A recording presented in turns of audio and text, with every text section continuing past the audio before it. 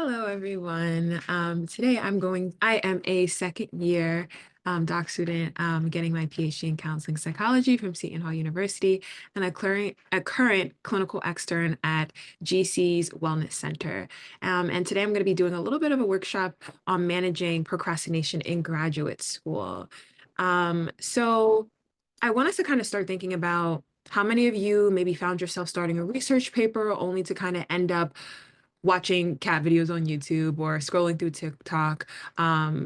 I want to acknowledge that procrastination is very common in graduate school due to the increased workload, pressure, and higher expectations.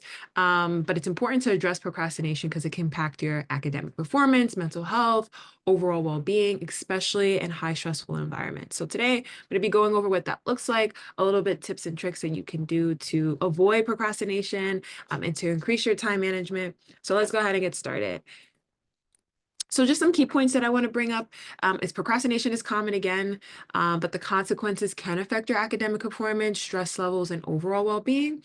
And so this workshop will kind of define procrastination and provide any strategies to kind of help manage that. So just to go over what procrastination is, I know we probably all know what it feels like, but the definition is procrastination is the act of delaying or postponing tasks, often despite knowing the negative consequences. A lot of common manifestations in graduate school is avoiding assignments, research, or writing papers, and just kind of like dragging them out to the last very, very moment to kind of complete that assignment, or easily becoming distracted. Um, a lot of there's a lot of background knowledge in terms of understanding procrastination. So there's some psychological and emotional factors. Sometimes it's a fear of failure. And so the fear of not doing a task perfectly can lead to putting it off. This fear can stem from perfectionism, feelings of imposter syndrome, where you kind of doubt your abilities or avoid the task altogether. Um, Another one is avoidance or discomfort. A lot of you may procrastinate to kind of avoid the anxiety or boredom associated with the task. I mean, we're not always 100% excited of all the tasks or all the assignments that we get in graduate school, but we still gotta do them. And so this sometimes leads to temporary relief, but long-term stress in the overrun because you're procrastinating a lot. There's also something called task aversion, which can lead to tasks feeling very overwhelming or unclear because you don't know where to start or how to break them into manageable parts. And then procrastination versus laziness. I want to emphasize that procrastination is not laziness. It is about the avoidance of unpleasant feelings or tasks or just a lack of motivation or energy to kind of complete that assignment. So why do we procrastinate? Again, I'm just going to kind of go over what that looks like. Again, it can be psychological, environmental, a lot of different distractions, social media, TikTok, noise, not having a really good, healthy work environment to do your work in, cognitive factors, so difficulty prioritizing and things of that nature. And so I want to very much focus on graduate students and why, a lot of graduate students are vulnerable to procrastination. There's a lot of increased academic demands. Graduate students a lot of time often face larger and more complex projects with less structured timelines, making procrastination more tempting. And then perfectionism, high standards. A lot of graduate students, especially if you get to the graduate level, you feel like you need to kind of reach these high standards. And this perfectionist mindset makes the idea of failure very, very distressing, which can then lead to procrastination as a coping mechanism for that perfectionism and those high standards. Also, you might have imposter syndrome. And so imposter syndrome is essentially a phenomenon where a student feels like they don't belong or aren't good enough, which can kind of cause procrastination and turn to avoid confronting their own perceived inadequacies. And then lack of structure. Sometimes, unlike undergraduate studies, if you know, like it's more structured. Graduate students involve less guidance. Some of us are working, some of us have outside obligations. And so it's easy to kind of push those tasks aside. I am going to have this link at the end of the PowerPoint, but I really encourage you to check this out. Tim Urban, really did a TED talk about why we procrastinate and how to kind of get things done with also procrastination. It's a really, really good clip. I encourage you to watch it, and I'll put it at the end of this video so you can check it out if you were interested. Oops. Um, there's a lot of different procrastinations. So I didn't even know this until researching this for this workshop, but there's a lot of different procrastinations. There's a perfectionist, there's the avoider, there's the dreamer, there's a crisis maker.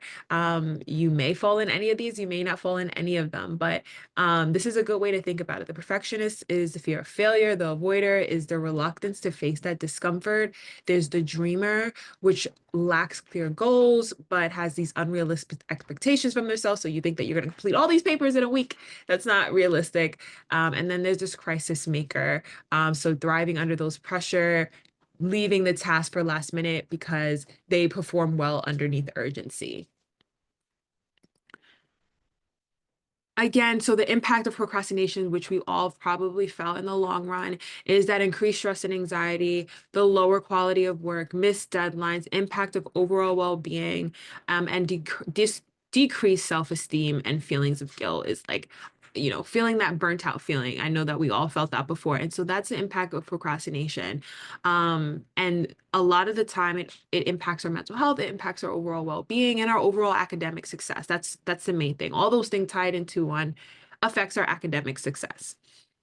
The next slide I'm going to be talking about is how to manage procrastination. So a lot of different strategies are here. I encourage you to write them down. Again, not everything in this in here will work for you, but I encourage you to pull out what you feel works for you, and try and do trial and error. Some things are going to work for some people and some things are not going to work. And some of these won't work. You might have to modify it to kind of fit your own, kind of how you work. So practical strategies specifically for graduate students: break tasks into smaller steps, dividing larger tasks into manageable pieces, focus on one small part at a time, use time blocking. So if you have Google Calendar, you can color code those things, setting specific blocks of time to work, stick to that designated time period, set clear and achievable goals. So going back to the last slide with the dreamer, if you're a dreamer and having these unrealistic expectations and really putting yourself underneath a really stressful amount of pressure, establish daily or weekly objectives. Use something called SMART goals, which is specific, measurable, achievable, relevant, and time-bound goals. Specific means set that specific goal of what you kind of want to accomplish. Measurable, how long will it take you to accomplish it? Achievable, how realistic is it? Relevant, how relevant is to your current, right? So at the beginning of the semester, we might have assignment that's not that. We might want to do a SMART task for assignment that, like a final paper, you wouldn't do a SMART goal for at the beginning of the semester because it's not relevant right now, right? We have a lot, you have a lot of content to get throughout the semester until you get to the end. And then time bound. How long will it take you to kind of complete that assignment? Be realistic with those expectations as well. And removing any distractions.